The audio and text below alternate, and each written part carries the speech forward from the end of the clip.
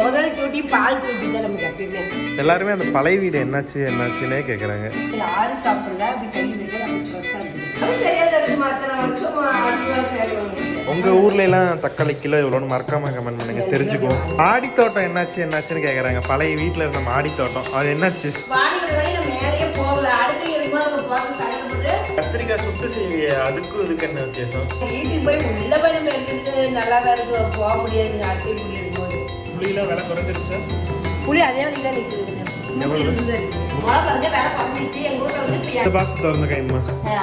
கொஞ்சம் வீட்டுக்கு தேவையான டெக்கரேட்டிவ் ஐட்டம்லாம் வாங்கியிருக்கேன்.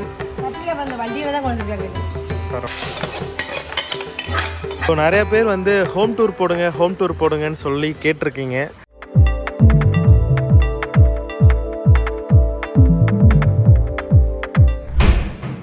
கிச்சனில் என்ன தேடிட்டு இருக்கு?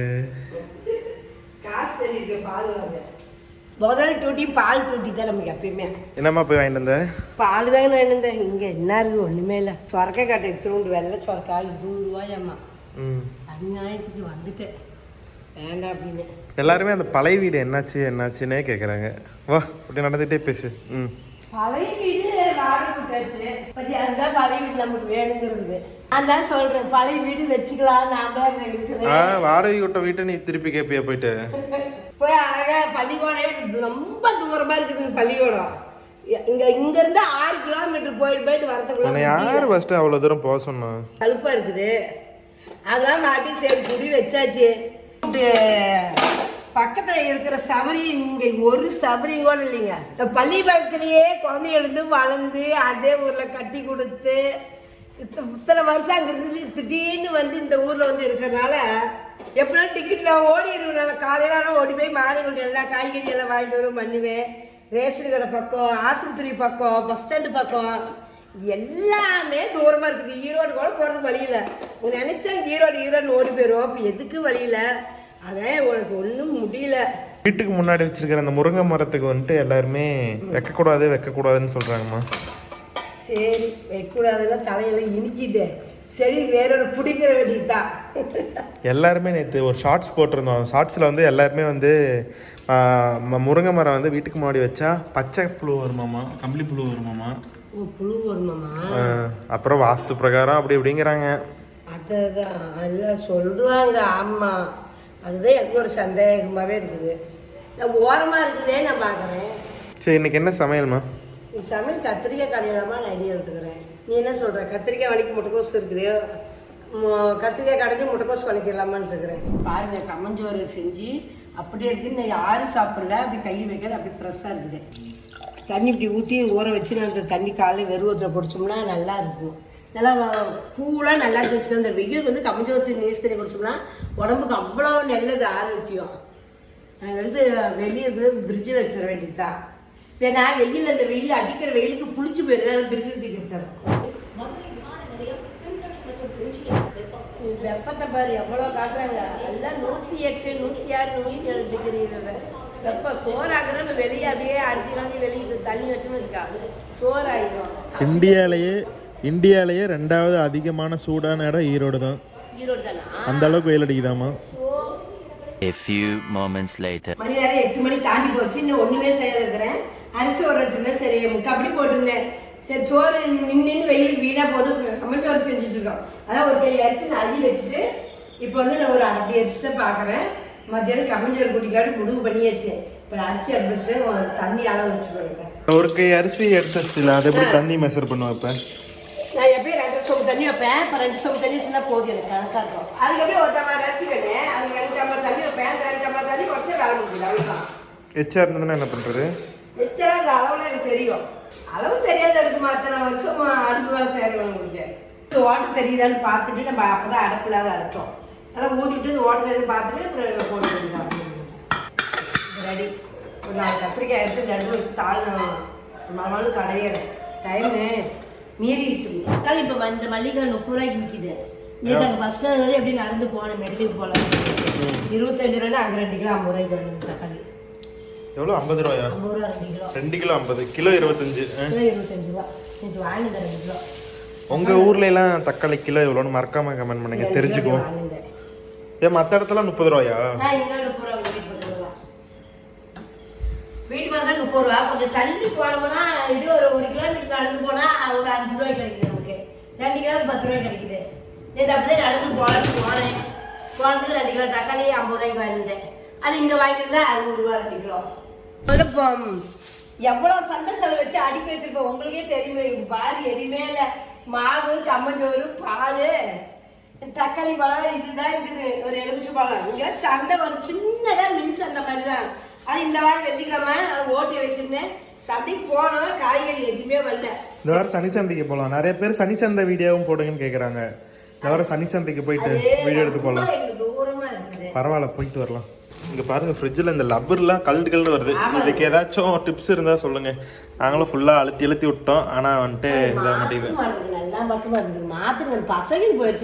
இல்லைம்மா, இது வந்து வெயிலில் எடுத்து வச்சோம்னா அந்த லப்பர் வந்து லூஸ் ஆகும். அப்புறம் எடுத்து போட்டுக்கலாம்னு நான் யூடியூப்ல தான் பார்த்தேன். அது எப்படின்னு தெரியல. யாராச்சும் ஃப்ரிட்ஜ் மெக்கானிக் இருந்தீங்கன்னா கமெண்ட் பண்ணுங்க. எல்லாரும் பார்க்குறவங்க எல்லாத்துக்கும் தெரிஞ்சுக்கலாம். ஆமாம், வேஸ்ட் அப்படியே ஓப்பன் ஆகி பிறகு கூலிங்கே ஆக மாட்டேங்குது. கத்திரிக்காய் கடையிறதுக்கு தேவையான பொருள் இப்போ வந்து கத்திரிக்காய் ஒரு 1/4 கிலோ, தக்காளி வந்து இது ஒரு 400 கிராம் தக்காளி வரும். ஏன்னா உங்களுக்கே தெரியும் பாருங்க, பெரிய பெரிய சைஸ் தக்காளி.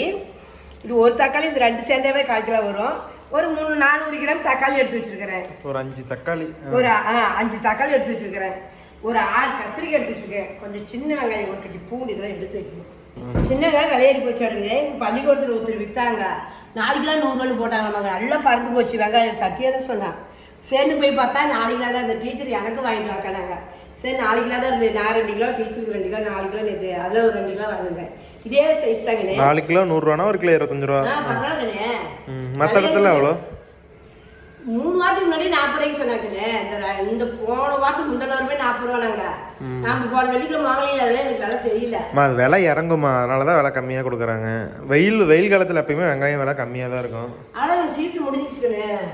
இல்லை விலைய தக்காளி பாரு, இந்த சீசன் தான் தக்காளி 10 ரூபாய்க்கு விற்கணும். ஆமாம், எங்க 10 ரூபாய்க்கு நான் வாங்க வேற ஒரு வாட்டி கூட வரும் மே மாசத்துல தான் வரும். 5 ரூபாய்க்கு கூட வாங்கணும். இப்போ 30 ரூபா வந்துருச்சு. நான் கொஞ்சம் தூரமா போனது 25 ரூபா. மாடி தோட்டம் என்னாச்சுன்னு கேக்குறாங்க. பழைய வீட்டுல இருந்த மாடி தோட்டம் அது என்னாச்சு? அதெல்லாம் களைச்சாச்சு. மாடி தோட்டமே இல்லைங்க. அங்க மேலாம் ஒரு முருங்கை செடி விட்டு வந்தேன், ஒரு கனகாம்பூ செடி விட்டுட்டு வந்தேன். அவங்க வச்சிருக்காங்களா இல்ல? முருங்கை செடி இருக்கிற மாதிரி தான் இருக்குது. கனகாம்பூ செடி இருக்குது. வாடிக்கிற வரை நான் மேலேயே போகல. அடுப்பை இருக்கும்போது நம்ம போக சங்கடப்பட்டு நான் அந்த வீட்டுக்கு நம்ம அந்த வீட்டை தாண்டி தான் போறேன் வர. இன்னும் மாடியே ஏறவே இல்லை. செடியில என்ன செடி, மித்த செடி அப்பா இல்லை, அது சுண்ணாமடிக்கிறனால எல்லாமே தூக்கி போட்டு செடியவே அழைச்சிட்டாரு. செடியே இல்லை. இன்னும் இங்கே தானே சரி பண்ணணும். செடி வைக்கணும்னு ஆசை இருக்குது. இன்னும் இங்கே வேலை நிறையா கிடக்குது. நாம செடி வச்சு அதை புடிங்க இருந்துச்சாலும் ஆக்சுவலாக மல்லிகைப்பூ செடியுமே ஒன்று வச்சோம். அதில் இப்போ ஜல்லி எல்லாம் கொட்டி செடி இருந்த இடமே இல்லாமல் போயிடுச்சு. ஸோ எல்லா வேலையும் முடிஞ்சதுக்கப்புறம் மாடியிலையுமே வைக்கலான்னு தான் ஐடியா. நான் மாடியிலையும் இன்னும் காரையெல்லாம் போடல. ஸோ அது எல்லா வேலையும் முடிச்சதுக்கப்புறம் தான் ப்ராப்பராக ஒரு மாடி தோட்டம் ஆரம்பிக்கணும். அதெல்லாம் வெயில் காலத்தில் ஆரம்பித்தா அதெல்லாம் நல்லா இருக்காது. மழை காலத்தில் ஆடி மாதத்தில் ஆரம்பித்தோம்னா தான் சூப்பராக போகும். மழை காலத்தில் வச்சோம்னா மழை தண்ணி பட்டதான் செடி சூப்பராக வருங்க. அதாவது வெயில் என்ன கொஞ்சம் வெயில் அடிக்குது, சாடிட்டு பாருங்க சொதன்னு அடிக்க போச்சு அநியாயத்துக்கு. அதனால இப்போ வந்து எதுவுமே செய்ய முடியாது. இருக்கிற செடி 1-2 அப்படி தண்ணி ஊற்றி நான் காப்பாற்றிட்டு இருக்கிறேன். வெளியே வச்சிருக்கிறேன். இன்னும் செடி நிறைய வாங்கி வைக்கணும். ரோஸ் செடிலாம் வைக்கணும். ரோஸ் செடி, மல்லிகைப்பூ செடி, ஜாதி மல்லிகைப்பூ செடி, இதெல்லாம் நாங்கள் வச்ச செடியெல்லாம் இங்கே நான் வைக்க போகிறேன். இன்னும் ஒரு 2-3 மாதம் ஆனாடி மழை காலத்தில் ஆரம்பிச்சிருவேன். நான் எல்லாமே வாங்கி வச்சு உங்களுக்கு காட்டுறாங்க. வெளியே ஒரு தொட்டி கட்டி வச்சுங்க. அதில் மண் போட்டு நிறவி உரம் போட்டு இது பண்ணி அப்போ நம்ம வெளியே தொட்டிலே நிறைய செடி வைக்கலாம். வெளியில மரம் வைக்கணுமா? சப்போட்டா மரம், மாங்காய் மரம், இந்த மாதிரி நிறைய தொட்டி இருக்குல்ல, வீட்டுக்குள்ள ஒரு சப்போட்டா மரம், ஒரு மாங்காய் மரம், ரெண்டையும் வச்சோம்னா போதும். ஒரு 2-3 வருஷத்துல ரெண்டுலயுமே காய் வர ஆரம்பிச்சிடும். இப்போ கத்திரிக்காய் சுட்டு செய்வியே, அதுக்கும் இதுக்கு என்ன வித்தியாசம்? அது சுட்டு பேயிருதுக்குன்னு இது வந்து வேவிச்சு கடையிறது. இது வேற டேஸ்ட் இருக்கும், அது வேற டேஸ்ட் வரும். இந்த குழம்பு பேர் என்ன, அந்த குழம்பு பேர் என்ன? அப்ப அது வந்து கத்திரிக்காய் சுட்டு பேயிருது. கத்திரிக்காய் பச்சிம்பாங்க. இது கத்திரிக்காய் கடசல். ஓகே, கரையிறது. அதான் கத்திரிக்காய் கடசல். அதுக்கு கத்திரிக்காய் வேற மாதிரி வாங்கணுமா? எப்படி கத்திரிக்காய் எப்படி பார்த்து வாங்கணும்? அது கத்திரிக்காய் பெரும் கத்திரிக்காயை வேணுங்க. அதனால பெரிய காய் சொத்தலாத காயை வேணும். அது எண்ணெய் தடவி சுட்டு நம்ம தொல்லி மேலே ஒழிச்சிட்டு அப்புறமேட்டு அதை செய்வோம். உங்களுக்கு அந்த கத்திரிக்காய் பச்சி வீடியோ வேணா நான் கீழே டிஸ்கிரிப்ஷனில் கொடுக்குறேன். நீங்கள் அந்த மாதிரி செய்யுங்க, சூப்பராக இருக்கும். நல்லா இருக்கும். அது இந்த போடுறதுல கத்திரிக்காய்னு வரும் பாருங்க, பெரிய பெரிய கத்திரிக்காய். அதுதான் அது வெத்தையே கதடியும் உள்ள பஞ்சு மாதிரி மெதுவாக இருக்கும். அதெல்லாம் அந்த கத்திரிக்காய் செஞ்சோம்னா சூப்பராக இருக்கும் நமக்கு. கத்திரிக்காய் சுட்டு போயிருக்கேன், அதுதான் லாக்கி. இது வந்து சும்மா நம்ம எல்லா குழம்பும் போடுறதுக்கு இந்த காய், இந்த மாதிரி காய். இங்கே ஒரு காயுமே கிடைக்க மாட்டேங்குது, எல்லாம் டபுள் வேலைக்கு. அது இப்போ வெயிலுக்கு அதுக்கும் விலை ஓவர் விலை. வேறு சனிக்கிழமை சனி சந்தைக்கு போகலாம், போயிட்டு அதை ஒரு வீடியோ எடுத்து போடுவோம். எல்லாம் பழைய வீடியோ, பழைய சந்தையை வீடியோ எடுத்து போடுங்க, பழைய வீட்டில் வீடியோ எடுத்து போடுங்க அப்படின்னு கேட்குறாங்க. பழைய வீட்டுக்கு போய் எடுக்க முடியாது, பழைய சந்தைக்கு போய் எடுக்கலாம். பழைய வீட்டுக்கு போய் உள்ள போய் நம்ம எடுத்துட்டு நல்லாவே இருக்கும், போக முடியாதுங்க. அடுத்த குடி இருக்கும்போது வெளியே வேலை நம்ம மூட்டை காட்டல, இதுதான் நான் மூடுன்னு. அங்கே பள்ளிக்கூடம் நம்ம அங்கே பழைய வீட்டுக்கு பக்கத்தில் தான் உங்களுக்கு பள்ளிக்கூடம். நான் பள்ளிக்கூடம் பார்த்து உங்களுக்கே தெரியும், நான் பள்ளிக்கூடத்தை காட்டியிருக்கிறோம். அதெல்லாம் இப்போ இதான் பள்ளிக்கூடம் போகும்போது இதான் நம்ம வீட்டுன்னு கூட நம்ம உங்கள்கிட்ட காட்டுவோம். உள்ளே போய் நம்ம வீடியோ எடுக்க முடியாது, ஏன்னா அடுத்து இது மாதிரி உள்ள பார்த்து நமக்கு நல்லா இல்லை. இங்கே பாருங்கள், எல்லாமே நமக்கு ரெடி ஆயிடுச்சு. இப்போ வந்து கத்திரிக்காய் கடையிறதுக்கு கத்திரிக்காய் வந்து அறுத்து வச்சுட்டேன், தக்காளி அறுத்து வச்சுட்டேன், வெங்காயம் சின்ன வெங்காயம் ஒரு 100 கிராமு, கருவேப்பிலை ஒரு கத்து, பூண்டு ஒரு கட்டி, வரமிளகா ஒரு 7-8 வரமிளகா காரத்துக்கு. இப்போ நம்ம எண்ணெய் ஊற்றி இதை வணக்கிக்குவோம். இப்போ கல்லெண்ணெய் நம்ம ஊற்றிக்கலாம். எந்த எண்ணெய் நீங்கள் புழங்குறேன்னு ஊற்றிக்காங்க. நான் கல்லெண்ணெய் புழங்குறதுனால கல்லெண்ணெய் ஊற்றிக்கிறேன். எண்ணெய் வந்து ஒரு 4 ஸ்பூன் எண்ணெய் பாருங்க, கொஞ்சம் தாராளமாக இருக்கணும், ஏன்னா இது எல்லாமே வணங்கணும். அதுக்கோசரம் எண்ணெய் நல்லா காஞ்சிச்சு. சீரகம் ஒரு ஸ்பூன் போட்டுக்கிறேன். மிளகு ஒன்று தப்பு இல்லை, மிளகுலாம் ஒன்றும் பரவாயில்ல.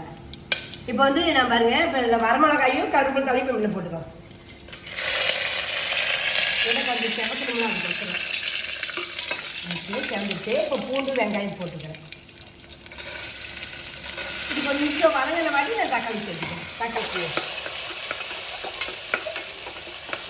குக்கர் வச்சு கொஞ்சம் சீக்கிரம் நம்ம தவளையிலும் வைக்கலாம், தவளையிலும் வேக வச்சு கிடைக்கலாம். எனக்கு நான் வேலைக்கு போகிறோம், டைம் பத்தலையில, அதனால வந்து நான் வந்து இப்போ குக்கரில் வச்சுக்கிறேன். இது பாருங்க, நல்லா வெங்காயம் பூண்டு நல்லா வணங்கிடுச்சு. இப்போ இது கூட தக்காளி சேர்த்துக்கிறேன். 5 தக்காளி. ஆமாம், 5 தக்காளி.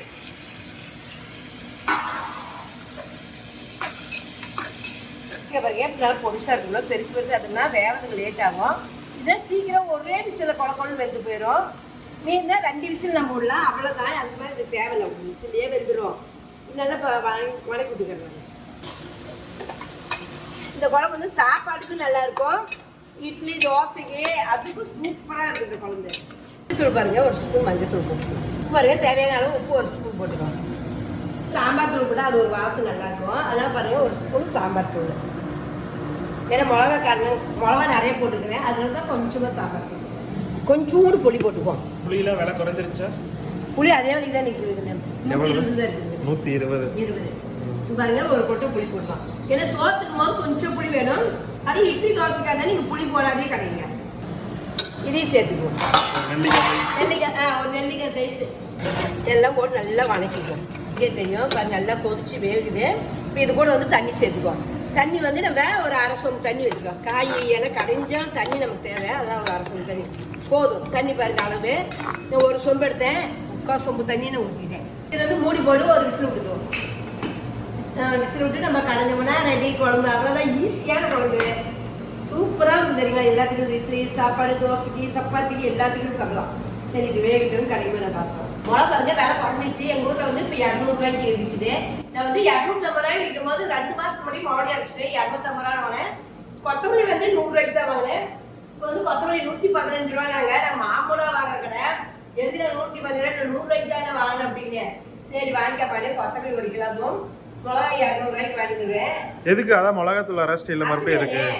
காய் வச்சு எடுத்து வருஷத்துக்கு மறுபடியும் குழம்புக்கு மிளகா குழம்பு எல்லாம் போடுறோம். குழம்புக்கு பாரு எப்படி மிளகா கிள்ளி போட்டேன். அதான் தொட்டதுனால வரமிளகா தான் சேர்த்து, பச்சை மிளகா எதுக்கும் ஒன்று தான் போடுவேன். அதான் மிளகா 1 கிலோவும் கொத்தமல்லி வந்து என்னைக்காச்சும் ஒரு நாளைக்கு நான் வறுத்து ஆட்டி குழம்பு வைப்பேன். அதுக்கோசரம் நல்ல காய வச்சு எடுத்துச்சுன்னா ஒரு வருஷத்துக்கே கெட்டு போவாது. அதுக்கோசரம் சரி இப்போ விலை மலிவாக இருக்கும் வாங்கிட்டு நேற்று போயிட்டு 2 வாங்கிட்டு உப்பு பாக்கெட் 5 பாக்கெட் உப்பு. ஊரில் உப்பு எந்த நேரமும் வீட்டில் இருந்தால் லட்சுமி கலாசம். அதனால இது 5 பாக்கெட் உப்பு. உப்பு வந்து பாக்கெட் 12 ரூபாங்க. அதான் 10 ரூபா தானே ஏற்கனவே 12 ரூபாய். சரி வாங்கிட்டோமானே, அது ஒரு 5 பாக்கெட் உப்பு 50 ரூபாய்க்கு கேட்டது. 350 ரூபாய்க்கு நேற்று பள்ளிக்கூடத்து வரும்போது பள்ளிக்கூடத்து அங்கேயே வாங்கிட்டு வந்தாச்சு. இந்த பாக்ஸ் திறந்த கைமா கொஞ்சம் வீட்டுக்கு தேவையான டெக்கரேட்டிவ் ஐட்டம்லாம் வாங்கியிருக்கேன். அதை பார்ப்போம். நாளைக்கு வந்து ஐஸ் செய்யலாம். ஐஸ் செய்யலாங்க. ஐஸ் செய்யற மோல்டு. இவர்களே ஐஸ் செய்யறதா இருக்குது. குச்சியோட தான் இருக்கும். குச்சி இதுல இருக்குதா? அதான் பார்த்த குச்சி எங்கடா காணுமே பார்த்தா ஆடுது. இதுலயே ஒண்ணு வச்சேன். குச்சேவா? இது சூப்பர். பாருங்க, குச்சியோடயே இருக்குது. சரி இந்த குச்சி சாப்பிட்டு என்ன பண்ணணும்? தூக்கி போட்டு மட்டும் வச்சுக்கணும். தூக்கிலாம் போடக்கூடாது, அப்படியே வச்சுக்கணும். அதானே பார்த்தேன். சாதா குச்சியாக இருந்தால் தூக்கி போடலாம், இந்த மாதிரி குச்சிக்கும் போது தூக்கி போட்டு சாதா குச்சி கூட வச்சுக்கலாம். சாதா குச்சி என்ன 10 ரூபாய்க்கு நிறைய ஒரு கட்டே தருவாங்க. இது வந்து சோலார் லைட்டு, வீட்டுக்கு வெளியில் அழகா வைக்கிறது. வெளியே வைக்கிறதா? இல்லைம்மா இல்லைம்மா, மேலே அந்த சோலார் மாதிரி இருக்கு பார்த்தியா, அதை அப்படியே கை வச்சு அதை அப்படியே ஃபுல்லாக மாற இதா ஃபுல்லாக மேலே இருக்கிறதுமா. இதுயா? ஓ இது என்னது? இருட்டில் தான் எரியும் அது. இருட்டில் தானே எரியுமா? கரண்ட் போனால் எரியும். சரி நமக்கு அதுதான் தேவை. பாருங்க சூப்பராக இருக்குது. கையேடு அமைஞ்சிருது. ஆமாம், சோலார் அப்படிதான். அதான் கம்மி பண்ணிக்கலாம், இந்த மாதிரி இந்த மாதிரி பண்ணி வச்சுக்கலாம். சரி சரி, அதான் எச்சா வேலை வச்சுக்கலாம், கம்மியாக வச்சுக்கலாம். ஸோ இது நம்ம நடந்து போனோம்னா அதுவே ஆட்டோமேட்டிக்காக ஆன் ஆகும். அந்த மாதிரி மோஷன் அது தனியாக வாங்கணும். இது வீட்டுக்கு வெளியில் அழகாக டெக்கரேட்டிவ் வைக்கிற மாதிரி நைட்டு சாயங்காலம் டைம் அதுவே ஆட்டோமேட்டிக்காக எரியும். சரி சரி, இந்த ஆணி மாட்டுற மாதிரி இருக்குதா? வச்சு டெஸ்ட் பண்ணி பார்ப்போம் எரியுதா இல்லைன்னு. எரியுது பாரு, எரியுது பாரு, எரியுது. அவ்வளோதான். ஸோ ஐஸ்கிரீம் வீடியோ வந்து உங்களுக்கு அடுத்த வீடியோவில் போடுறோம். ஏன்னா சம்மருக்கு வந்து ஐஸ் தான் நிறைய பேர் நிறைய கடையில் போய் வாங்குவாங்க. நம்ம வீட்லேயே செஞ்சு காமிச்சிருவோம். அது குல்ஃபி ஐஸ். இப்போ வந்து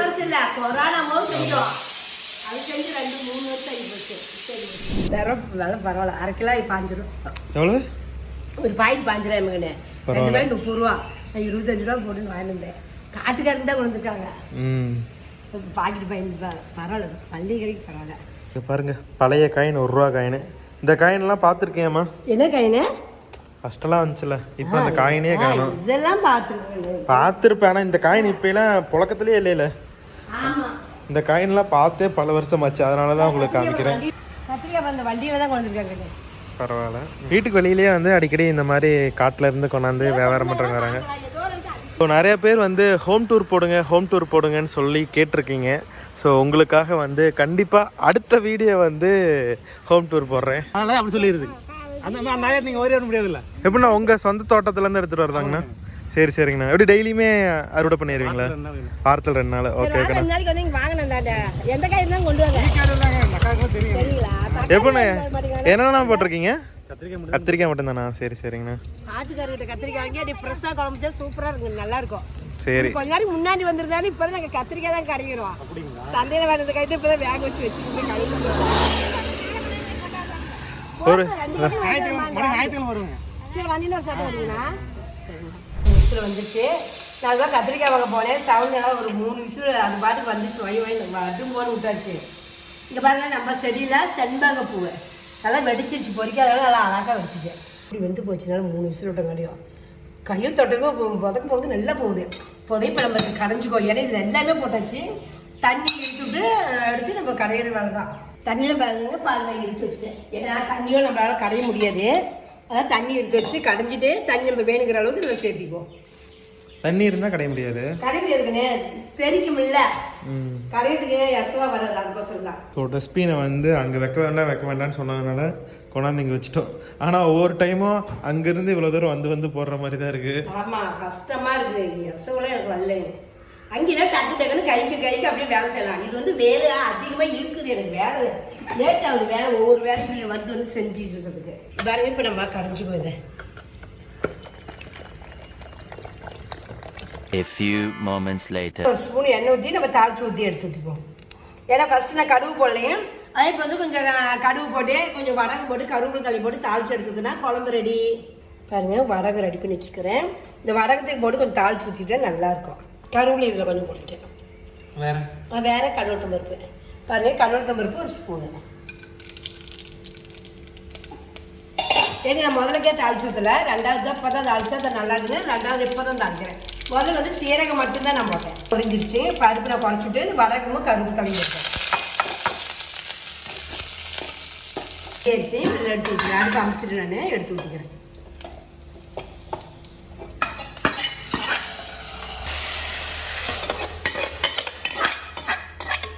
கொஞ்சம் டக்குனு மூடி வச்சுட்டு அந்த வாசம் உள்ளுக்குள்ளேயே இருக்கும். உடனே அப்படியே தேவைன்னா வெளியே அந்த வாசம் பூரா போயிடும். உடனே நான் மூடி வச்சுருவேன். குழம்பு ரெடி, நம்ம வீட்டில் சாப்பாடு ரெடி, எல்லாம் ரெடி தான். இப்போ ரசம் மட்டும் கொஞ்சம் வச்சுட்டுனா இன்னைக்கு காலையில் டிஃபன் இவ்வளோதான் நமக்கு. இந்த வீடியோ நீங்கள் முழுசாக பார்த்துருப்பீங்க. இந்த வீடியோ உங்களுக்கு பிடிச்சதுன்னா லைக் பண்ணுங்க, ஷேர் பண்ணுங்க, மறக்காம என்ன பண்ணுறீங்க, அம்மா கைக்கு சர்வீஸ் பண்ணுறீங்க. டாட்டா பாய் ஷூ. வாங்க முதல்ல கத்திரிக்காய் வச்சு தக்காளி ரசம் வைக்கிறேன், வாங்க சாப்பிடலாம்.